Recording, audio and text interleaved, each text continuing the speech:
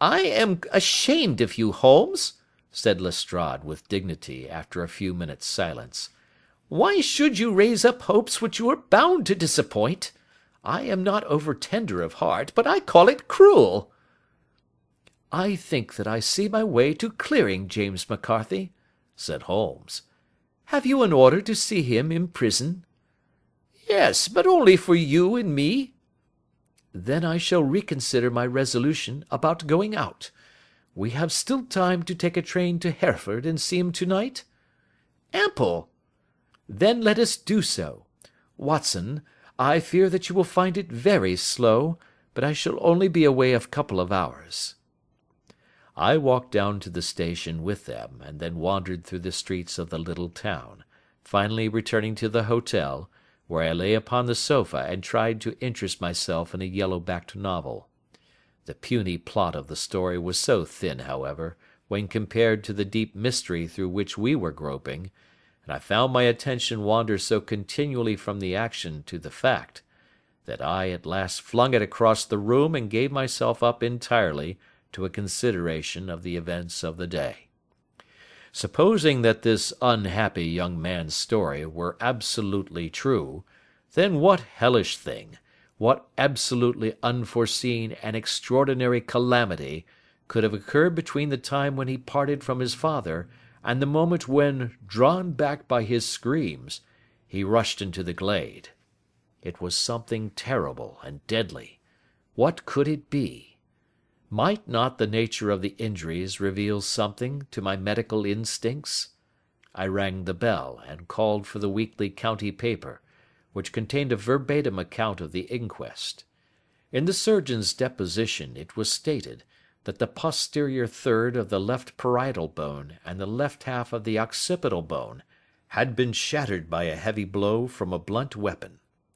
I marked the spot upon my own head. Clearly such a blow must have been struck from behind. That was to some extent in favour of the accused, as when seen quarrelling he was face to face with his father. Still it did not go for very much, for the older man might have turned his back before the blow fell. Still, it might be worth while to call Holmes's attention to it. Then there was the peculiar dying reference to a rat. What could that mean? It could not be delirium. A man dying from a sudden blow does not commonly become delirious. No, it was more likely to be an attempt to explain how he met his fate. But what could it indicate? I cudgelled my brains to find some possible explanation. And then the incident of the grey cloth seen by young McCarthy. If that were true, the murderer must have dropped some part of his dress, presumably his overcoat, in his flight, and must have had the hardihood to return and to carry it away at the instant when the son was kneeling with his back turned not a dozen paces off. What a tissue of mysteries and improbabilities the whole thing was! I did not wonder at Lestrade's opinion, and yet I had so much faith in Sherlock Holmes's insight that I could not lose hope as long as every fresh fact seemed to strengthen his conviction of young McCarthy's innocence. It was late before Sherlock Holmes returned. He came back alone, for Lestrade was staying in lodgings in the town. "The glass still keeps very high," he remarked as he sat down. "It is of importance that it should not rain before we are able to go over the ground.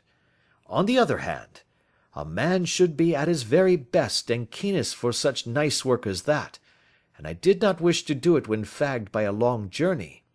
I have seen young McCarthy." "And what did you learn from him?" "Nothing." "Could he throw no light?"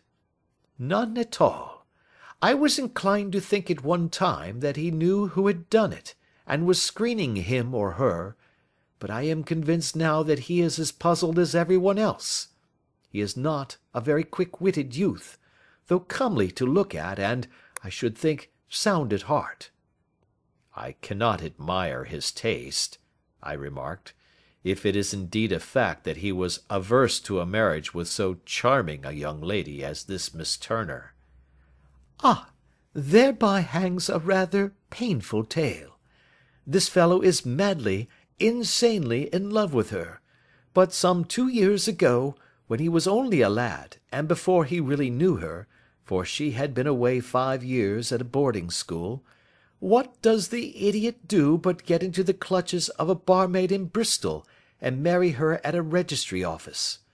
No one knows a word of the matter, but you can imagine how maddening it must be to him to be upbraided for not doing what he would give his very eyes to do, but what he knows to be absolutely impossible. It was sheer frenzy of this sort which made him throw his hands up into the air when his father, at their last interview, was goading him on to propose to Miss Turner. On the other hand, he had no means of supporting himself, and his father, who was by all accounts a very hard man, would have thrown him over utterly had he known the truth. It was with his barmaid wife that he had spent the last 3 days in Bristol, and his father did not know where he was. Mark that point. It is of importance. Good has come out of evil, however, for the barmaid, finding from the papers that he is in serious trouble and likely to be hanged, has thrown him over utterly and has written to him to say that she has a husband already in the Bermuda dockyard, so that there is really no tie between them. I think that that bit of news has consoled young McCarthy for all that he has suffered. But if he is innocent, who has done it? Ah, who?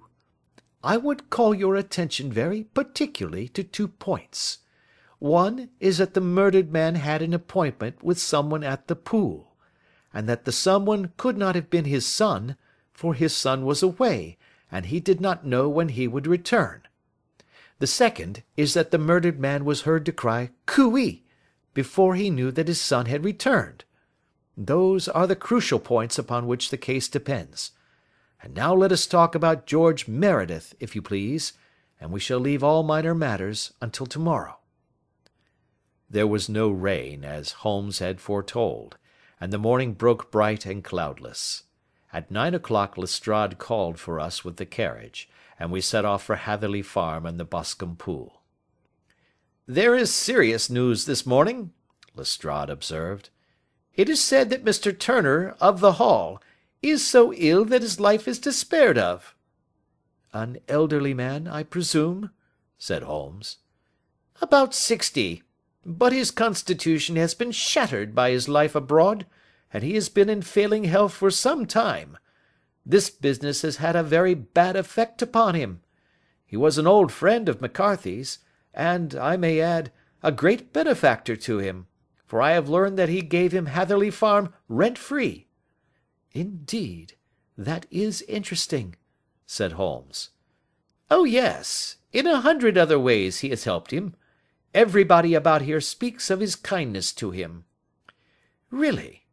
Does it not strike you as a little singular that this McCarthy, who appears to have had little of his own, and to have been under such obligations to Turner, should still talk of marrying his son to Turner's daughter, who is presumably heiress to the estate, and that in such a very cocksure manner, as if it were merely a case of a proposal and all else would follow? It is the more strange, since we know that Turner himself was averse to the idea. The daughter told us as much. Do you not deduce something from that?" "We have got to the deductions and the inferences," said Lestrade, winking at me. "I find it hard enough to tackle facts, Holmes, without flying away after theories and fancies." "You are right," said Holmes demurely. "You do find it very hard to tackle the facts." "Anyhow, I have grasped one fact which you seem to find it difficult to get hold of," replied Lestrade with some warmth. "And that is?" "That McCarthy Senior met his death from McCarthy Junior, and that all theories to the contrary are the merest moonshine." "Well, moonshine is a brighter thing than fog," said Holmes, laughing. "But I am very much mistaken if this is not Hatherley Farm upon the left." "Yes, that is it." It was a wide-spread, comfortable-looking building, 2-storied, slate-roofed, with great yellow blotches of lichen upon the grey walls. The drawn blinds and the smokeless chimneys, however, gave it a stricken look, as though the weight of this horror still lay heavy upon it. We called at the door, when the maid, at Holmes's request, showed us the boots which her master wore at the time of his death, and also a pair of the son's, though not the pair which he had then had. Having measured these very carefully from 7 or 8 different points, Holmes desired to be led to the courtyard, from which we all followed the winding track which led to Boscombe Pool. Sherlock Holmes was transformed when he was hot upon such a scent as this. Men who had only known the quiet thinker and logician of Baker Street would have failed to recognize him. His face flushed and darkened.